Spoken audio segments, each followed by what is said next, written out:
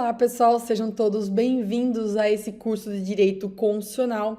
Meu nome é Viviane Pérez, eu sou professora de Direito Constitucional do Vencendo Concursos. Além disso, eu sou analista do Ministério Público do Estado de São Paulo, sou professora da graduação de Direito e sou mestranda em Direito. Eu queria conversar com vocês, nós vamos ter muito tempo para conversar sobre direito constitucional. E você saiba que é uma matéria super importante para a sua aprovação no concurso. Por quê? Porque direito constitucional cai em todos os concursos praticamente, né? Tanto de nível médio como nível superior. Então aqui nós vamos ver os pontos mais importantes de direito constitucional no concurso. Todas as minhas aulas vão ter questõezinhas para nós respondermos, para vermos como aplicar a matéria, aplicar o assunto estudado em questões, ok? Então vamos juntos nesse caminho da sua aprovação. Com certeza você vai ser aprovado. Se você estudar, se dedicar, assistir às aulas e refazer questões, não tem como não ser aprovado, né? A gente estuda, se dedica e a nossa vitória vem em algum momento, ok? Vamos começar essa matéria que é a melhor matéria, é uma matéria muito gostosa de estudar, é uma matéria fácil até quando nós estudamos de maneira correta. Nós precisaremos da Constituição Federal, óbvio, né? Se a gente vai estudar direito constitucional, nós vamos precisar da Constituição Federal. A Constituição Federal, ela tem meio digital, né? Você consegue no Google, como digitando Constituição Federal e vai aparecer no site do Planalto. Tem ela fisicamente, de várias maneiras que você pode adquirir. E aqui você pode acompanhar também pelas minhas aulas. Eu vou sempre colocar os artigos, você consegue acompanhar, ok, pessoal? Vamos começar hoje com um tema que sempre cai nos concursos.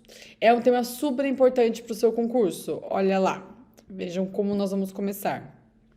Nós vamos começar com os princípios fundamentais, pessoal. Os princípios fundamentais, eles estão previstos no artigo 1º a 4º da Constituição. Eles estão no artigo 1º a 4º da Constituição. Os temas que sempre caem no concurso público é soberania, cidadania, dignidade da pessoa humana, os valores sociais do trabalho e da livre iniciativa e o pluralismo político, que é o 1º artigo da Constituição. Vamos dar uma olhadinha nele para começarmos a trabalhar? Deixa eu abrir aqui. Olha o que fala o artigo 1º da Constituição Federal do Brasil, dos princípios fundamentais. Ele fala que a República Federativa do Brasil, formada pela união indissolúvel dos estados e municípios e do Distrito Federal, constitui-se em Estado democrático de direito e tem como fundamentos. Aí a gente para aí e pensa. Esse artigo 1º ele é muito rico, porque ele já te dá várias informações, várias respostas para você acertar questões em concurso. A primeira delas é os entes federativos. O artigo 1º ele fala que o Brasil, quem é o Brasil? O Brasil é a República Federativa do Brasil. A República Federativa do Brasil, ela é formada pela, olha lá, a união que é indissolúvel dos estados, municípios e Distrito Federal. Esses são nossos entes federativos, ou seja, são as pessoas jurídicas de âmbito nacional que formam o Brasil. Então, eu tenho a União, que é o que nós costumamos chamar de federal, né? Mas é a União. Os estados, cada um seu, mas o ente federativo que a gente fala é estado. Porém, claro que nós sabemos que existem vários estados no Brasil, mas aqui a gente está falando do ente estado, do Distrito Federal e dos municípios. Então, olha lá, você já tem que saber isso de cara. E aí, você tem que saber que o Brasil, a República Federativa do Brasil, ela tem fundamentos. Fundamentos. Quando eu penso em fundamentos, eu sempre vou pensar para a prova. Eu tenho que achar o que o examinador quer. Quando eu olho o que o examinador quer, e se ele me falar que ele quer princípios fundamentais, ou se ele falar que ele quer fundamentos da República Federativa do Brasil, isso quer dizer que ele quer o artigo 1º. E eu tenho 5 princípios fundamentais na República Federativa do Brasil. Quais são eles? Eu tenho a soberania, a cidadania, a dignidade da pessoa humana, os valores sociais do trabalho e da livre iniciativa e o pluralismo político. Eles são os nossos fundamentos. Isso, para concurso público, é muito interessante. Por quê? Aqui a gente consegue decorar de algumas formas. Nós conseguimos decorar com as iniciais de cada princípio. Então, a gente pode formar aqui o que a gente chama de quem estuda para concurso, quem estuda para concurso já ouviu falar, né? Olha lá, de soberania, de cidadania, de dignidade humana, de valores sociais do trabalho e da livre iniciativa, e de pluralismo político. Então, o que a gente forma aqui, e você vai lembrar dessa forma no concurso público, é o Soci-Diva-Plu. Você vai lembrar que o Soci-Diva-Plu é uma forma de eu decorar quais são os princípios da República Federativa do Brasil. Ah, professora, perguntou na prova quais são os princípios da República Federativa do Brasil? Eu tenho que saber que são todos eles? Vai depender sempre se a questão vai te perguntar que ela quer todos ou se ela quer um, dois, dentre outros. Aí você pode saber só um ou outro. Porém, eu preciso saber quais são. E para saber quais são, essa é a forma mais fácil, que é o Soci-Diva-Plu, ok? Mas vamos continuar vendo o que cada um representa aqui no Brasil.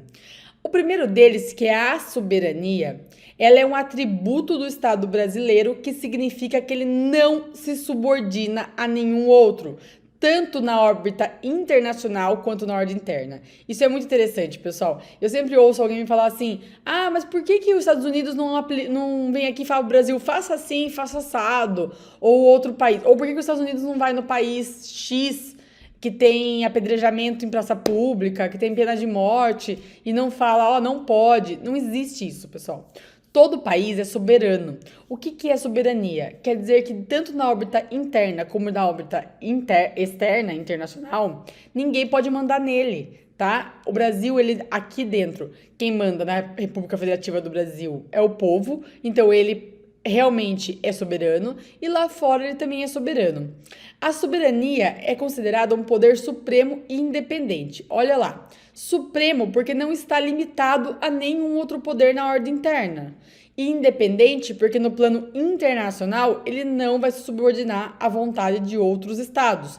Outros estados aqui, pessoal, com E maiúsculo, né, quer dizer países. Quando a gente fala estado nesse sentido, estado na órbita internacional, nós estamos falando de país. O Brasil é um estado brasileiro, tá? Os Estados Unidos é Estados Unidos, né? Então, assim, sempre a gente usa o estados como, na órbita externa, na órbita internacional, como país. E aí, um exemplo, que internamente o Estado prevalece sobre grupos sociais intermediários como família, escola e igreja. Você pode achar que a regra da sua igreja é a melhor do mundo, ou a da sua família, da sua casa, ou a da escola. Porém, qual vale mais? A que vale é a ordem, é a regra estabelecida pela Estado República Federativa do Brasil. Se você mora no país, você tem que obedecer às regras dele, tá? Então, eu não concordo com a regra X do Brasil, mas se você está aqui dentro, você vai ter que concordar. Eu não concordo de existir prisão, de as pessoas serem presas. Você está dentro da Organização Brasil, da República Federativa do Brasil, a partir do momento que alguém comete um crime, ela vai sofrer as sanções penais. É assim que funciona a regra do jogo. Para que isso? Para funcionar o sistema, né? Para funcionar um país, tá? Então, não se sobressai as regras sociais, os grupos sociais. Quem se sobressai sempre é o país, sempre é o Estado. E na órbita internacional, o Estado somente submete às regras em relação às quais manifestar livremente o seu consentimento. Então, o Brasil vai lá e assina um decreto internacional, assina um tratado e fala, olha, eu quero participar desse tratado. Então, eu quero jogar esse jogo. Se eu quero jogar esse jogo, daí eu tenho que obedecer às regras do jogo, né? Então, o Brasil ele só vai se submeter ao que ele quiser, ao que ele der livre consentimento. O que ele não quiser, ele não participa. Nenhum país pode vir aqui e falar, faça assim ou faça assado. Não, é só o que a gente concordar, então é só o que a gente assinar, ok? E o segundo princípio fundamental da República é a cidadania. A cidadania, por sua vez, demonstra o compromisso do legislador constituinte com o povo, pessoal. A cidadania é o que liga, é o que faz o vínculo do país com o povo. Por meio desse fundamento, busca-se que a participação popular nas decisões políticas do Estado seja crescente, o que é garantido ao longo do texto constitucional por meio do voto, da iniciativa popular, das leis e de outros instrumentos. Então, lembre-se sempre, cidadania é o que faz o povo ter o título de cidadão. É o que liga nós ao país, é o que faz com que nós consigamos alterar as regras do país. E assim com o tempo vai evoluindo, né? Vai mudando o que o país pensa, como o país age, como o país evolui, ok? O terceiro princípio fundamental, e hoje um dos mais proclamados, mais em altas e mais pedidos em concurso público, é a dignidade da pessoa humana, tá? Que a gente ouve falar como direitos humanos, tal, mas o princípio em si, que é a dignidade da pessoa humana, consiste no valor fonte do ordenamento jurídico, a base de todos os direitos fundamentais. Trata-se de princípio que coloca o ser humano como preocupação central para o Estado brasileiro. A proteção às pessoas deve ser vista como um fim em si mesmo. Sempre lembre-se que o nosso Estado, o nosso país, ele é um país voltado com a preocupação do ser humano. Então, o Estado brasileiro, ele coloca o ser humano como centro da sua preocupação. Então, nesse caso, a nossa Constituição, que é chamada de Constituição Cidadã, ela está voltada a preservar a dignidade da pessoa humana. Então, sempre que tiver dois direitos em conflito e esses dois tiver um prezando pela dignidade da pessoa humana, é esse que a gente vai considerar como mais importante. Então, pense na pandemia, que nós tivemos vários conflitos, né? Mas o maior deles sempre foi a economia, que no final a economia também vai gerar uma dignidade humana, mas ali, aquilo que eu estava de frente com ele, com aquela verdade, era a economia e a saúde, certo? Era o que estava mais de frente comigo ali na pandemia. Tinha a saúde e a economia. O que eu preservo primeiro? Preservo primeiro a saúde, porque a saúde é o que está mais ligado com a dignidade da pessoa humana, aquelas pessoas que eu preciso preservar. E depois eu vou pensar na economia, que também vai gerar uma dignidade da pessoa humana. Mas pense sempre que o valor mais importante para nós, no Brasil, na República Federativa do Brasil, é a pessoa, tá? E aqui, um exemplo é, segundo o STF, a dignidade da pessoa humana é princípio supremo e significativo vetor interpretativo. Então, sempre que o STF tiver uma decisão para tomar, ele vai tomar com base no princípio da dignidade humana. Tem a súmula 11, a súmula vinculante 11, que fala de algemas, depois dá uma olhadinha se você tiver interesse. A súmula vinculante 11, ela dá um exemplo, ela fala que as pessoas não vão ser algemadas sem necessidade, tá? Só em necessidade e justificado. A pessoa que está algemando teria que justificar. Por que isso? Para não afetar a dignidade humana, porque a dignidade humana vem primeiro. A súmula vinculante 14, ela fala do direito do defensor, do advogado, acessar a inquérito policial. Também é baseada na dignidade da pessoa humana, porque o defensor, para defender aquela pessoa, ele precisa ver o que está encartado nos autos. Também, se tiver curiosidade, dá uma lida na súmula vinculante 14. E a súmula vinculante 56, que é a que fala de falta de estabelecimento penal. Se eu não tenho estabelecimento penal adequado, eu não poderia manter a pessoa encarcerada, não poderia manter a pessoa presa em um lugar que não esteja compatível.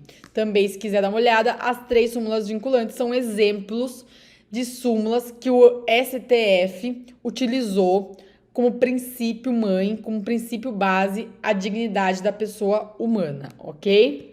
E aí, eu tenho os valores sociais do trabalho e da livre iniciativa. Esse princípio fundamental, ele fala que o Constituinte reforça que o Estado é capitalista. Claro, nós também precisamos de dinheiro, nós precisamos de economia. E que trabalho é um valor de nossa sociedade, merecendo até mesmo a posição de direito social. Então, além de a gente prezar pela dignidade humana, também nós prezamos pelo valor social do trabalho, porque é ele que vai fazer vai ser ele que vai fazer com que a gente seja pessoas dignas, né? Que tenhamos uma dignidade e da livre iniciativa. Também é um princípio fundamental. E o último princípio fundamental é o pluralismo político. Ou seja, o Brasil não é um país bipolítico, igual os Estados Unidos, por exemplo, que é republicano ou democrático. Nós não. Nós temos pluralismo político, que é o quê? Ter várias ideias. Nós temos várias filosofias políticas, várias ideias políticas e tá tudo bem. Então, é possível a garantia de existência de várias opiniões e ideias, com respeito a cada uma delas. Então, a gente pode utilizar a parte nossa política com várias ideias. É diferente, pessoal, de pluripartidarismo, que seria ter vários partidos. Nós também temos o pluripartidarismo, mas o pluripartidarismo, ele não é um princípio fundamental da República. Ele vai ser visto depois como um direito do direito, ele é um direito dos direitos políticos, tá? Então ele vai entrar lá em direitos políticos. Aqui, o direito fundamental, e você vai decorar isso para sua prova, é o pluralismo político. Por que eu estou dizendo isso? Porque várias provas de concurso, eles trocam a palavra. Eles colocam, de vez pluralismo político, colocam pluripartidarismo. E não é a mesma coisa. Pluralismo político é ter várias ideias, é permitir que no Brasil se tenha várias opiniões e ideias com respeito ao pensamento político, tá?